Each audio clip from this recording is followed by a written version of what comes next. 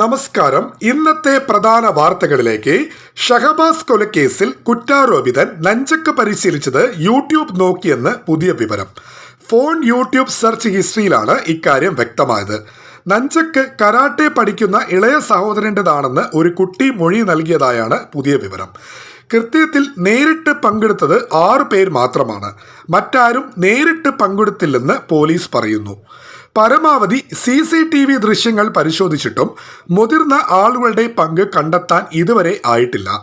അക്രമത്തിന് ഇൻസ്റ്റാഗ്രാം ഗ്രൂപ്പിലെ ആരെങ്കിലും പ്രേരണ നൽകിയോ എന്നാണ് ഇനി പരിശോധിക്കുന്നത്. 61 കുട്ടികളാണ് ഇൻസ്റ്റാഗ്രാം ഗ്രൂപ്പിൽ ഉള്ളതെന്നും പോലീസ് പറഞ്ഞു. അതേസമയം ഷഹബാസിന്റെ കൊലപാതകവുമായി ബന്ധപ്പെട്ട് മെറ്റ കമ്പനിയിൽ നിന്ന് അന്വേഷണം സംഘം വിവരങ്ങൾ തേടി.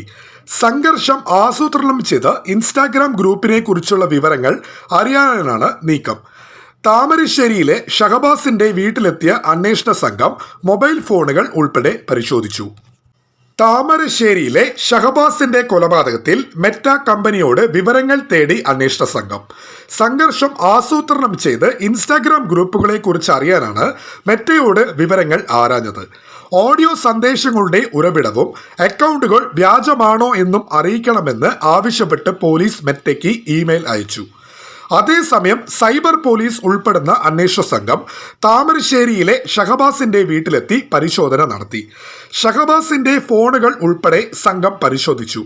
ഈ കേസിൽ വെള്ളിമാടുകുന്ന് ഒബ്സർവേഷൻ ഹോമിൽ റിമാൻഡിൽ കഴിയുന്ന കുറ്റാരോപിതരായ 6 വിദ്യാർത്ഥികളും പോലീസ് സുരക്ഷയിൽ പരീക്ഷ എഴുതി. ഇവർ പരീക്ഷ എഴുതുന്ന ജുവൈനൽ ഹോമിലേക്ക് ഇന്നും പ്രതിഷേധ മാർച്ച് നടന്നു. KSU പ്രവർത്തകർ നടത്തിയ മാർച്ച് ഗേറ്റിൽ പോലീസ് തടഞ്ഞു.